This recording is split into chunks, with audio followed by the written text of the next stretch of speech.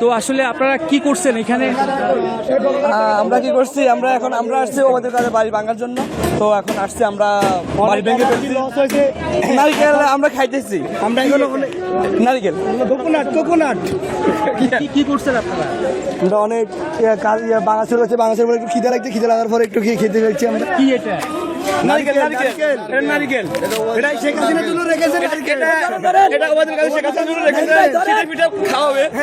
হ্যাঁ, আপনারা আসলে শুনছিলেন যে এখানে যারা ভাঙচুর করছেন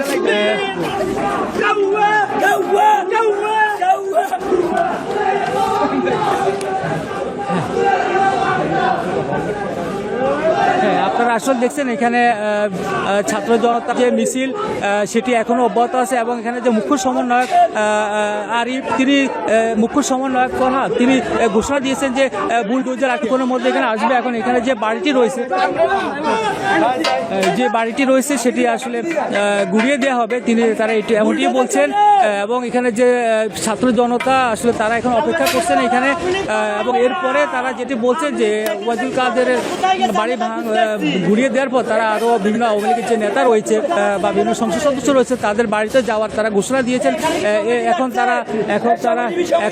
তারা এখানে তারা লিখছেন, তারা ওই ওয়ালে বিভিন্ন কিছু লিখছেন।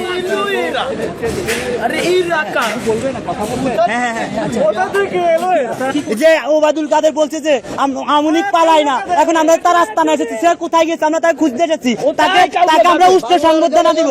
এবং সে বলছে যে পালায় না, এখন পালাই গেছে কেন? আমরা এটাকে অতি শীঘ্রই পাবলিক টয়লেট হিসেবে ঘোষণা করব, কারণ মুক্তা বিজয়ের পর বাবু চাইলের বাড়ি পাবলিক টয়লেট হিসেবে ঘোষণা করা হয়েছে, এটাকেও পাবলিক টয়লেট হিসেবে ঘোষণা করা হবে। বাংলাদেশে অবৈধ টাকা দিয়ে, আওয়ামী লীগের অবৈধ টাকা দিয়ে যত সম্পদ তৈরি করা হচ্ছে সবগুলোকে পাবলিক টয়লেট হিসেবে ঘোষণা করা হবে।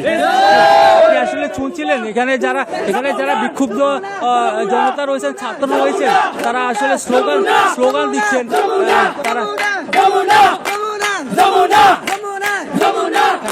আসলে স্লোগান দিচ্ছেন এবং এখানে আসলে যে বাংলাদেশ আওয়ামী লীগের সাবেক সাধারণ সম্পাদক, তার যে বাড়ি আসলে সেটি ইতিমধ্যে পুরাই ভেঙে ফেলা হয়েছে বলা চলে। 5 আগস্টের পরে দেখতে পাচ্ছেন কিছুটা সংস্কার করা হচ্ছিল। আগে যে 5 আগস্টের আগে যেখানে কাচের জানালা ছিল সেটি ইম্পোর্ট করে এখন দেখতে পাচ্ছেন নিচে লোহার জানালা রয়েছে, সেটি চেষ্টা করছে ছাত্ররা, এখনো চেষ্টা করছে ভাঙার জন্য। আপনার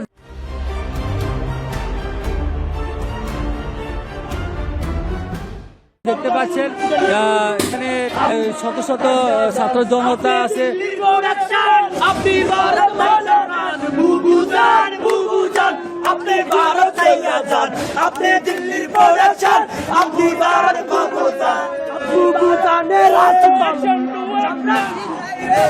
হ্যাঁ, আপনারা শুনতে পাচ্ছেন যে এখানে আসলে যে উত্তেজিত ছাত্র জনতা রয়েছেন তারা বিভিন্ন স্লোগান দিচ্ছেন এবং এখানে এখন নামাজ হচ্ছে, জোরের নামাজ। তারা মাইকে বারবার বলছে যে নামাজ হচ্ছে, এই জন্য তারা শান্ত করার চেষ্টা করছেন এবং নামাজ পড়ার পরে তাদের যে পরবর্তী যে কি করবে সেটি আসলে আমরা এখানে রয়েছি, গণমাধ্যম কর্মীরা রয়েছে এবং উৎসুক জনতা রয়েছে। এখানে সমন্বয়ক রয়েছেন। আপনারা জানেন এটা হচ্ছে শুধুমাত্র সাধারণ মানুষের, বিক্ষুব্ধ মানুষের 16 বছরের অন্যায় অত্যাচারের বহিঃপ্রকাশ, এর বাইরে কিছু না। মানুষ তার বাড়িঘর ভাঙচুরের মাধ্যমে তাদেরকে এটা বোঝাচ্ছে যে নোয়াখালী মাটিতে আব্দুল কাদের মির্জা, ওবায়দুল কাদের কোনো স্থান নাই। এই নোয়াখালীর মাটিতে তারা বসবাস করতে পারবে না। নোয়াখালী মানুষ তাদেরকে ঘৃণা করে তাদেরকে প্রত্যাখ্যান করেছে। এই কারণে তাদের বাড়িঘর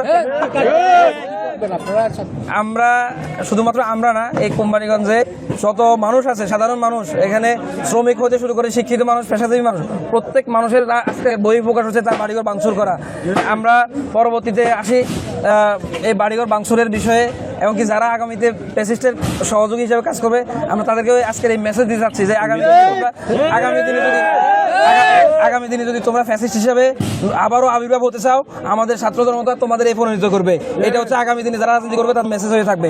আপনাদের সাংবাদিকদের মাধ্যমে আজকে আমি বলে দিতে চাই যে বর্তমান সরকারকে ছাত্র জনতা বসাইছেন, এই বর্তমান সরকার রক্তের উপরে দাঁড়িয়ে আছেন। সেই ক্ষেত্রে আসি, বর্তমান সরকার জুলাই গণহত্যা সহ এই বাংলার মাটিতে যতগুলো গণহত্যা হয়েছে বিচার বহির্ভূত, প্রত্যেকটা বিচার যদি গণহত্যা যদি বিচার না করতে পারে, এই ছাত্র জনতা তাদেরকে আবার ক্ষমতা আসীন থেকে নামাবে। আমরা কোনো সরকারের রাজনৈতিক কোনো লেজর ভিত্তিক দল না, আমরা হচ্ছি এই সরকারের, আমরা চাই এই সরকার যেন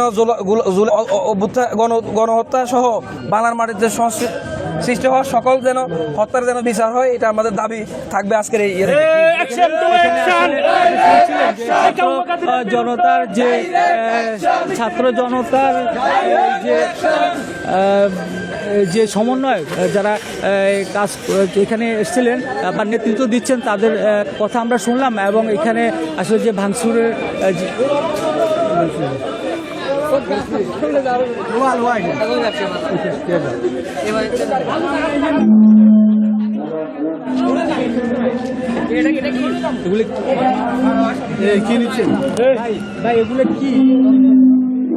এগুলো ওই মির্জা কাদের ইয়ার ঘরের জিনিসপত্র। এখানে সব জানা না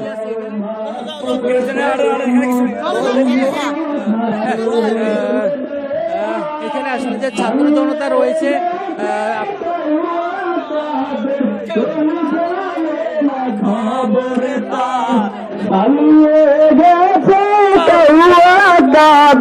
কেউ জানে না খবর তার, ভালো হয়ে যাও না শুধু তুমি এই কথাকে।